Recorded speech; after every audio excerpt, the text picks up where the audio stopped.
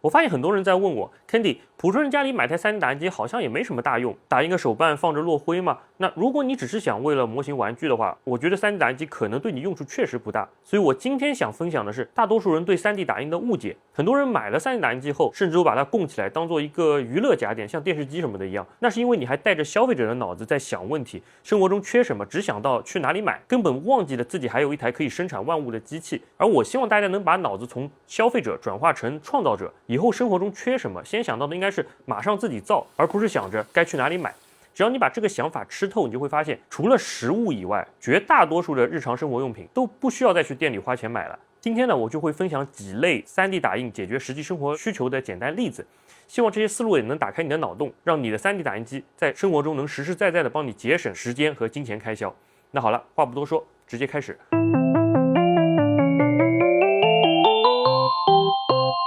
大家对 3D 打印机有一个巨大的刻板印象，觉得它是用来打印手办、打印什么皮卡丘用的。说实话，这就是厂家把方向带偏了。厂家为了秀性能、秀精度，天天打印这些花里胡哨的模型。包括我感觉很多其他博主也是，为了展示自己的聪明才智，净打印一些看似有用，其实没有任何作用的东西。结果搞得普通人就真的以为 3D 打印机像个和电视机什么的一样的，是个娱乐家电。这就好比过去 A4 纸的平面打印机，厂家宣传时总喜欢展示高清彩色的照片打印的有多美，但实际上普通人要买平面打印机，99%的时间都是拿来打印合同、打印文档用的。实际上 3D 打印机也完全一样，模型手办的玩家永远是极少数，大部分人也不需要这些奇奇怪怪的小东西。对于我们普通人来说，我们更需要的是用 3D 打印机来解决实际生活的问题。尤其是现在 3D 打印机可以生产各种的材料 ，ASA、PC、尼龙、碳纤维，打印出来的强度和耐用性远比你从超市买来的量产廉价塑料要更好。比如厨房用的锅铲架或者刀架，再比如我用的洗菜筐，这些东西都可以自己 3D 打印。这些生活用品呢，原本我都是需要花钱去买的，但是现在呢，我都可以自己生产。那自己生产最大好处就是，假设我哪里用起来感觉不完美，我还可以把模型进行优化调整，微调后再重新打印。尤其是假设你需要做一些比如水槽的那些支架，或者你锅盖的那种支架，那自己打印的尺寸啊、服帖度方面，肯定都要比市面上能买到现成的要更完美。另外有人觉得，要做出实用的物品，就先得学会建模。那这句话虽然是没错，但很多人把建模两字想得太复杂了。有些人一听建模就觉得像要搞艺术品、搞雕塑一样，那是因为你自己依然把思路框死在了觉得 3D 打印机只能用来打印手办和玩具上。其实我们生活中更常见的 3D 打印的实际用途是修房子、修汽车的，不是搞雕塑的。虽然复杂的工艺你要建模起来确实是很花时间的，但绝大多数生活用品就是方块加圆圈。你只要知道建模的基础技巧就完全足够了。像我前几天分享的这个设计螺纹的技巧，当时就做了这些储物罐什么的嘛，我也提了如何给他们设计密封圈，用 TPU 再打印密封圈什么的。大多数像这类生活用品建模呢，其实最多只需要花几分钟的时间。说真的，这玩意操作起来比你用 Word 画表格或者用 Excel 写公式要简单多了。如果你有能力用手机上网修图，那你绝对有能力在几分钟内轻轻松松画出这些简单的模型。自己建模的主要目的不是搞艺术创作，而是为了解决尺寸的精确度问题。那我之前也试着上传过一些针对建模的基础入门教学影片，那我就是想打破大家对建模的恐惧感。可惜大家好像兴趣都不大，或者感觉我讲的可能太枯燥了，反正结果就是观看的人数寥寥无几。所以我决定呢，以后建模的教程和技巧我全部都会放在 YouTube 的会员区，这样我就不需要再去兼顾影片的趣味性，而是更大量细致的去分享我自己生活中各个建模的实例与技巧。所以之后呢，会员区的影片风格可能会稍微有一些变化。那 OK， 今天接下来呢，我就继续来分享几个 3D 打印解决生活问题的几类实例吧。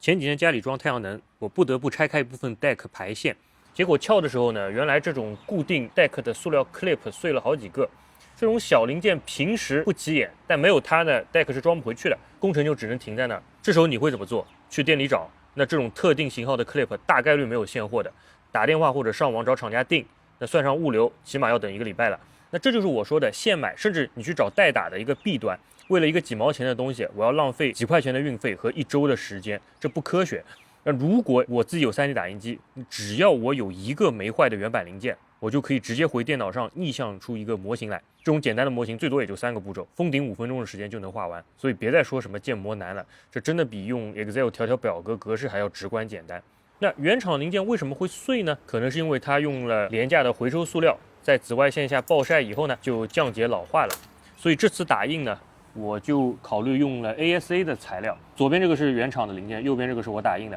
对塑料略有了解的朋友应该知道 ，ASA 就是为了户外设计的塑料，能防紫外线、耐高温，几十年都不会坏。以后我估计就算我这栋房子塌了，我这个 clip 可能都还在。所以我干脆多打了一些，把拆过的所有零件都换成我自己打印的这个。也就是说，这不仅仅是个简单的修复，更是一个全方位的升级。3D 打印在这里不仅是省了几个钱的问题，更是让你拿回了对生活的进度和控制权。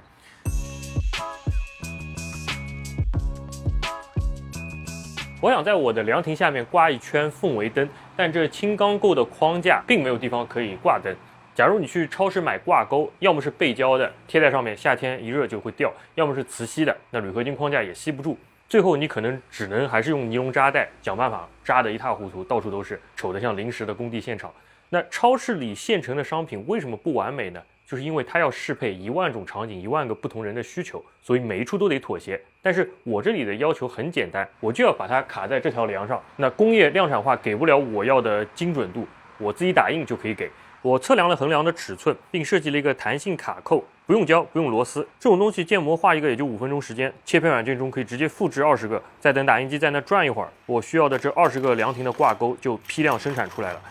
咔嗒一声，严丝合缝，甚至安装时都比尼龙扎带要省时间，更别说以后拆卸调整的时候就更省时间了。那不仅是这一类东西，只要你领会到其中的这个逻辑，家里所有的收纳和固定等难题就都迎刃而解了。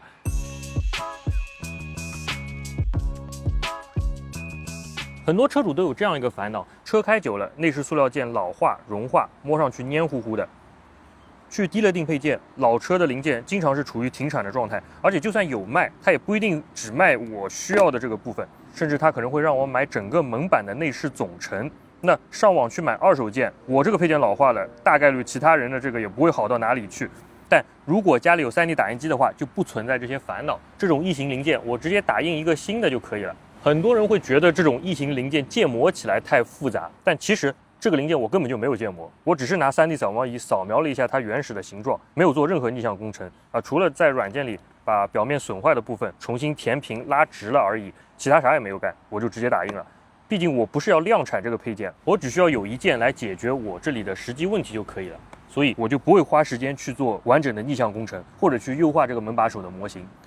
但和上面提到的例子一样，你也不要仅限于复刻现有的零件。既然都自己造了，你可以想想是不是可以优化一下车上的杯架、手机支架，甚至挖掘车上还有没有其他更多的储物空间。我记得之前我不少影片里也都分享过我自己设计的一些汽车零件。那1万个人有1万种不同的定制化需求，而正因为每个人需求不同，所以自己定制的配件永远都会比网上买到的现成件要更实用、更完美。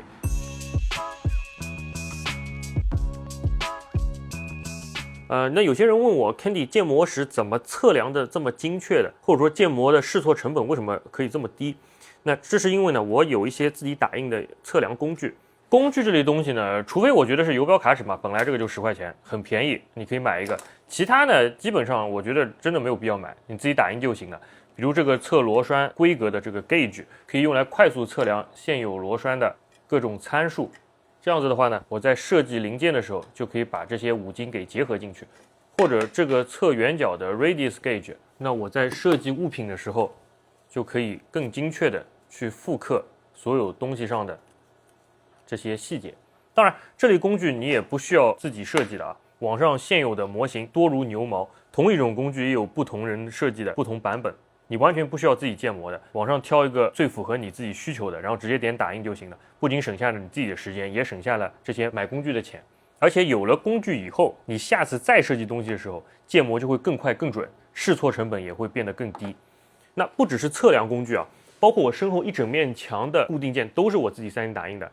我打印机的 AMS 和这些构件板的支架，这也是我自己3D 打印的。放几公斤重的东西完全是没有问题的，就连背后动板后面的固定支架也都是我自己设计、自己打印的。这东西我之前还专门做过一期影片分享的。还有我自己设计这个 Stanley 刀壳，过去影片里也提到过吧。我觉得市面上所有的现成的美工刀放口袋都太大太笨重了，而且我也尝试着打印过几个其他人设计的这个模型，但我还是觉得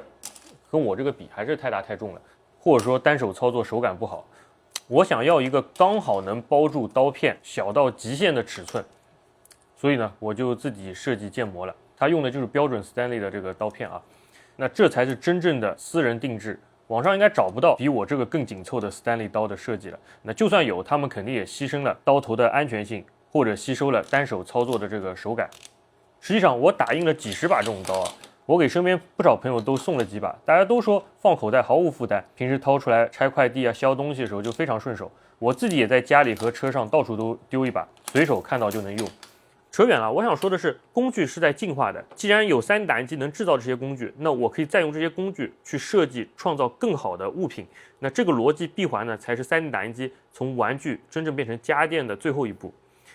讲到这呢，可能有人会问我，如果我想打印东西，找人家代打不就行了吗？为什么每个人家里必须要有打印机呢？甚至可能有人反过来会想，我如果多买几台打印机，开个所谓代打店，打印人家的东西，是不是还能挣钱？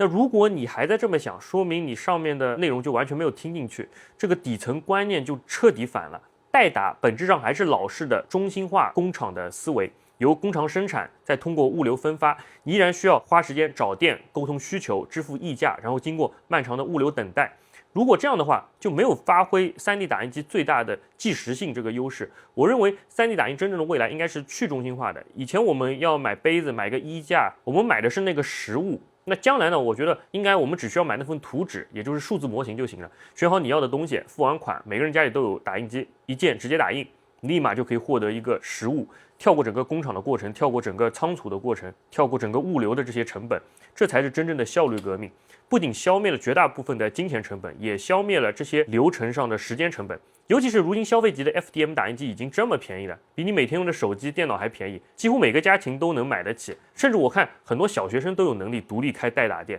如果你还在想代打这个老式的逻辑的话，说明你还在用19世纪的眼光看待现在21世纪的技术，你依然会遇到工厂、仓储和物流这些成本。现在传统的住宿工厂已经利润非常薄了，你说现在再去开一个工厂，所谓代打店，怎么可能赚到钱呢？总之，